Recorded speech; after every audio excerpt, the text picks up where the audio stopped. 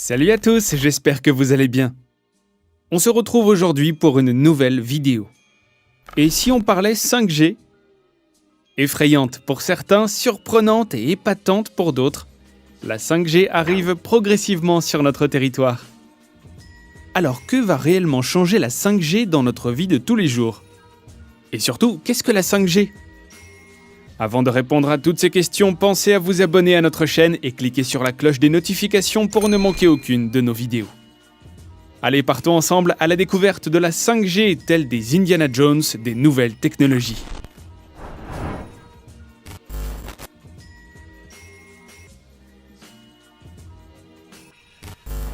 Commençons par le commencement.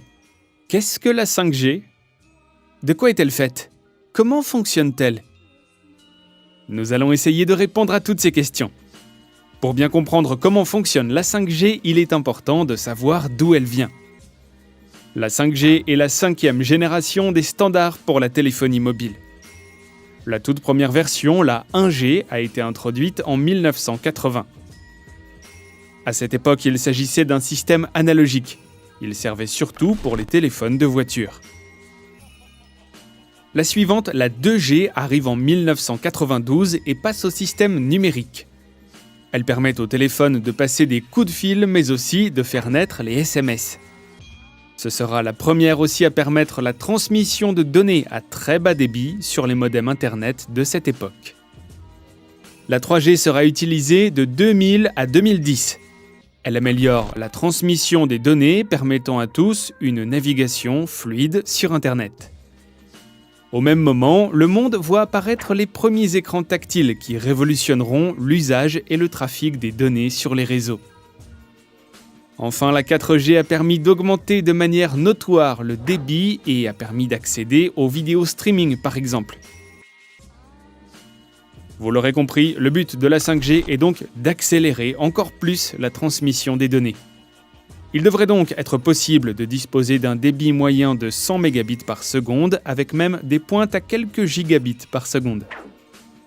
Ce qui sera 10 à 100 fois plus rapide que la 4G actuelle. En fait, c'est un petit peu comme passer d'une Twingo à une Ferrari. La technologie de base reste la même forme d'onde millimétrique, même principe de transmission.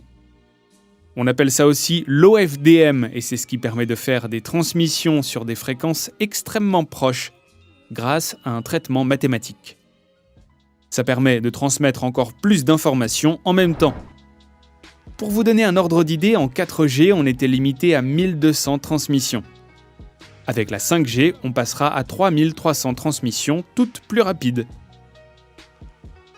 Pour vous aider à bien comprendre le sujet, voici la définition des ondes millimétriques.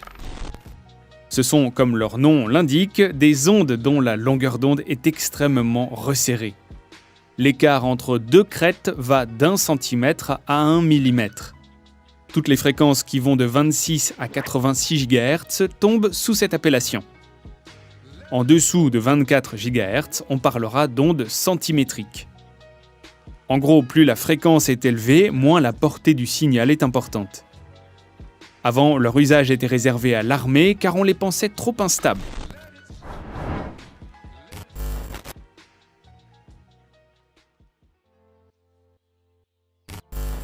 Alors même que les premiers forfaits commencent à pointer le bout de leur nez, la pleine utilisation de la 5G ne devrait pas se faire avant 2025 en France. L'un des premiers atouts de la 5G est d'avoir affaire à un réseau plus flexible. À terme, le réseau devrait faire appel à des technologies de virtualisation. La base de données de localisation sera un peu comme un gros serveur web hyper sécurisé, qui pourra tourner sur un ou plusieurs PC en même temps. Les opérateurs et les différents organismes qui allouent les fréquences ont fait le choix d'en utiliser d'autres. Plusieurs raisons à cela. D'une part, pour satisfaire une demande de débit toujours croissante, et d'autre part, pour ne pas pénaliser les utilisateurs qui voudraient continuer à utiliser les anciennes générations, et surtout la 4G. Et pour répondre à la croissance de trafic, il faut augmenter le spectre des fréquences consacrées au réseau mobile. Et pour ça, il est nécessaire d'utiliser des gammes plus hautes. Très prochainement, ce sera les 3,3 GHz, et dans le futur, on devrait se retrouver autour des 26 GHz. Pour repasser à des choses un peu plus simples, l'un des autres buts de la 5G est de faire grimper le débit disponible, tout en diminuant le temps de latence. L'enjeu central de la 5G est vraiment de réduire les temps de latence à moins d'1 milliseconde, et ainsi révolutionner l'usage du sans-fil. Par exemple, dans le futur, on pourra utiliser un casque de réalité virtuelle sans fil, tout en profitant d'une image 4K dans chaque œil, pour une expérience fluide et agréable. En gros, c'est comme si on accédait à la fibre optique sans fil 95% du temps. La 5G aura aussi pour but de tout connecter, y compris les objets connectés en basse consommation comme des smartphones ou des PC qui ont besoin de modules énormes pour éviter d'avoir un trop gros impact sur leur batterie. Les tout premiers modules n'ont malheureusement pas encore atteint cet objectif. On parle du Qualcomm X50 ou encore du Balong 5000 intégrant des composants qui chauffent encore de trop et gaspillent bien trop d'énergie. Aussi, la 5G devrait représenter une véritable révolution pour le consommateur. En effet, elle nous permettra entre autres de regarder nos vidéos n'importe où sans risque de coupure ou de mauvaise connexion. Les voitures communiqueraient entre elles et pourraient ainsi devenir totalement autonomes. On verra aussi arriver la réalité augmentée dans notre quotidien. Et enfin, les GPS n'auront jamais été aussi précis grâce à la triangularisation de la 5G, qui permettra de donner une position avec une marge d'erreur de moins d'1 mètre.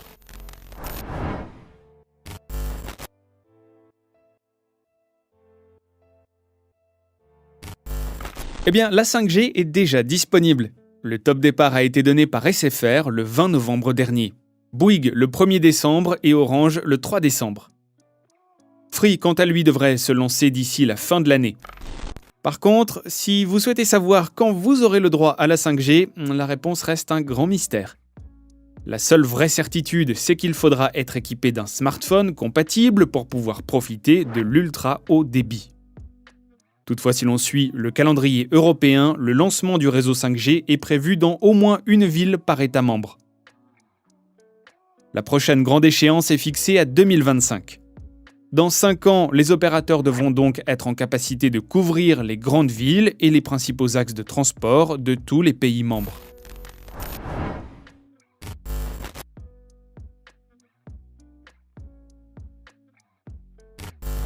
Depuis plusieurs mois, de nombreuses voix se sont fait entendre contre la 5G. Entre autres, elle décrit les conséquences du nouveau réseau sur l'environnement et sur la santé. Si vous ne le saviez pas, depuis 2011, les champs de radiofréquences électromagnétiques sont classés dans la catégorie des phénomènes pouvant être cancérigènes. C'est le Centre international de recherche sur le cancer, rattaché à l'OMS, qui a procédé à cette classification. Il faudra donc que la 5G s'inscrive dans le cadre réglementaire actuel concernant l'exposition du public aux ondes.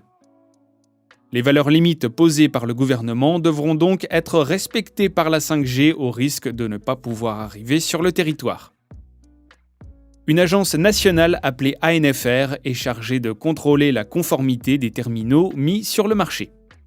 Concernant l'environnement, il n'y a pas encore assez de recul ni d'études pour savoir quelles seront véritablement les conséquences sur l'environnement. L'une des choses dont nous sommes certains, c'est que la 5G consomme jusqu'à 3,5 fois plus d'énergie qu'une antenne 4G. Il est donc important de se poser des questions sur le possible impact de la 5G sur l'environnement. Bien que certaines antennes 4G resteront debout, il faudra aussi installer de nouvelles antennes intelligentes 5G et d'autres plus petites qui seront disposées à l'intérieur des bâtiments, mais aussi dans du mobilier urbain. Il faudra compter en France sur une moyenne de 30 sites supplémentaires, notamment en zone périurbaine, pour pouvoir proposer une bonne couverture. Comptez 3 fois plus d'antennes dans les zones rurales pour assurer un service haut débit. Et toutes ces antennes sont fabriquées avec une énorme quantité de matériaux. Mais ce n'est pas le pire. En effet, la 5G ne sera pas compatible avec d'anciens modèles. Les fabricants de smartphones ou de tout autre objet connecté devront continuer à en créer davantage, venant ainsi puiser dans les ressources non renouvelables, comme les énergies fossiles, ou les minerais qui, rappelons-le, sont bien trop souvent extraits des mines par des enfants ou des adultes travaillant dans des conditions inhumaines. Et la course folle viendra empirer son bilan environnemental en forçant des millions de consommateurs à se débarrasser de leurs anciens objets connectés. Bref, on ne vous fait pas de dessin, la technologie c'est bien, mais si les grands de ce monde pouvaient faire un petit peu mieux avec leurs appareils, on pourrait les utiliser en culpabilisant un peu moins. On évitera ainsi l'épuisement des ressources, la pollution de l'eau, la destruction des sols, etc.